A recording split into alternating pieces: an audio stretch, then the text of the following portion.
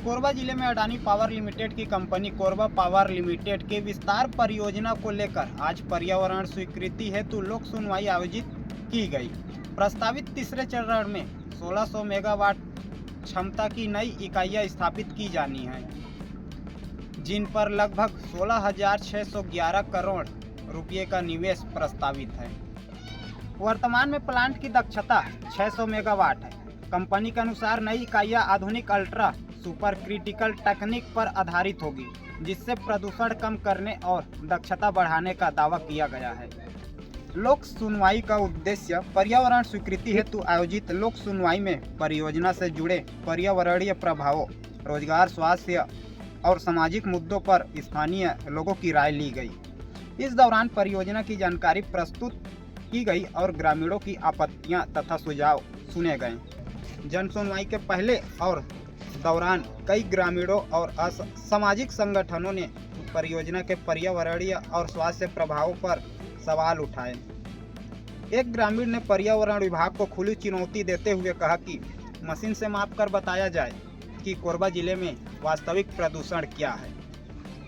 कुछ ग्रामीणों ने आरोप लगाया कि ग्राम सभा की प्रक्रिया पूरी किए बिना जन सुनवाई आयोजित की गई, जिसका उन्होंने विरोध किया। स्थानीय लोगों ने यह भी कहा कि कई प्रभावित परिवारों को जमीन अधिग्रहण का मुआवजा भी नहीं मिला है। रोजगार देने के वादे भी पूरे नहीं हुए। बेरोजगार युवा प्लांट गेट पर नौकरी की उम्मीद में भटकते रहते हैं। ग्रामीणों ने यह भी आरोप लगाया कि कुछ बाहरी लोग नौकरी दिलाने के नाम पर युवाओं से पैसे लेते हैं। इस संबंध में उर्गा थाना में कई शिकायतें दर्ज होने की बात भी सामने आई थी। समर्थन में भी लोग आए, जहां कई ग्रामीणों ने परियोजना का विरोध किया, वहीं कुछ लोगों ने शर्तों के साथ समर्थन भी दिया। उनका कहना था कि यदि रोजगार, स्वास्थ्य और स्थानीय समस्याओं पर ध्यान दिया जाए तो परियोजना का समर्थन किया जा सकता है।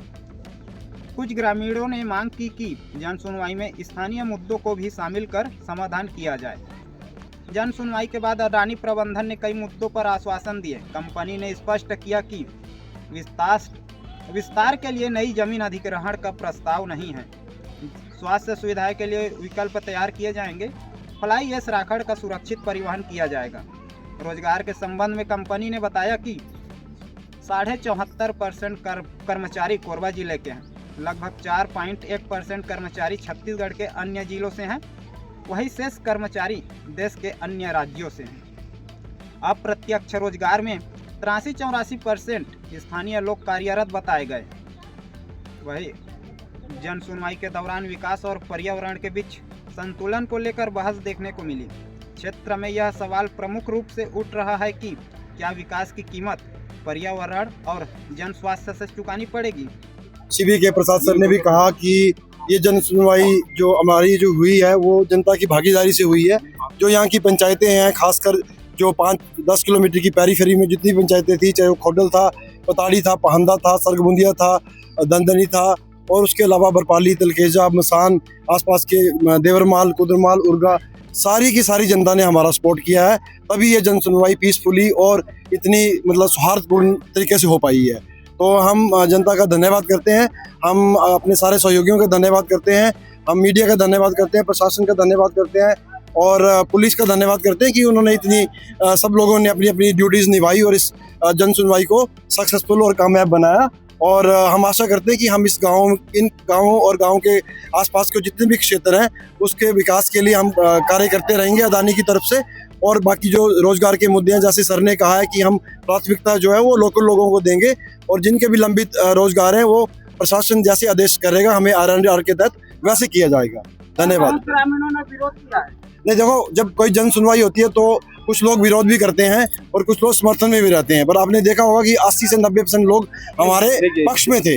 जो हम लोग जो समझ में आया, देखिए, लोग दुखी थे पुराना लैंको अमरकंटक से, लेकिन अपेक्षा रखे हैं अडानी से। तो मैं यही बोल रहा था कि कोशिश करेंगे कि लोगों का अपेक्षा हम लोग फुलफिल करें।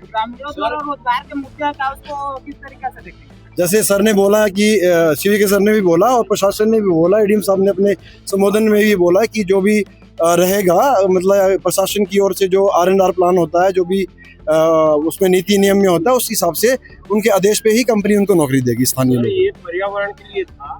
कोरबा जिले में और भी संयंत्र हैं जिनके राकड़ से आज नदियां भी प्रदूषित है और लोग भी प्रदूषित है, इस पे क्या कहेंगे? सर बोलेंगे। सर मैं अभी आपको बोला था कि स्टेज 2 और स्टेज 3 जो अभी आ रहे हैं सुपर क्रिटिकल टेक्नोलॉजी है, इस टेक्नोलॉजी में आपका प्रदूषण एकदम कम रहेगा। आप लोगों को जब फेज 2 की चालू होगा तभी आप लोगों को डिफरेंस दिख जाएगा, क्योंकि फेज 1 जो है काफ़ी पुराना टेक्नोलॉजी है। सुपर क्रिटिकल नहीं है, सब क्रिटिकल है। अभी हम लोग जो जा रहे हैं सुपर क्रिटिकल में जा रहे हैं, तो सुपर क्रिटिकल में टेक्नोलॉजी जो है बहुत एडवांस्ड है और ये एनवायरनमेंट कंडीशंस को नज़र में रख के ही ये हम लोग ऑर्डर कर रहे हैं और आगे धन्यवाद, नमस्कार। चलिए। अब सबकी निगाहें पर्यावरणीय मंजूरी की आगामी प्रक्रिया और जन सुनवाई की रिपोर्ट पर टिकी हुई है। खबर +1 के लिए कोरबा से सुखनंदन कश्यप।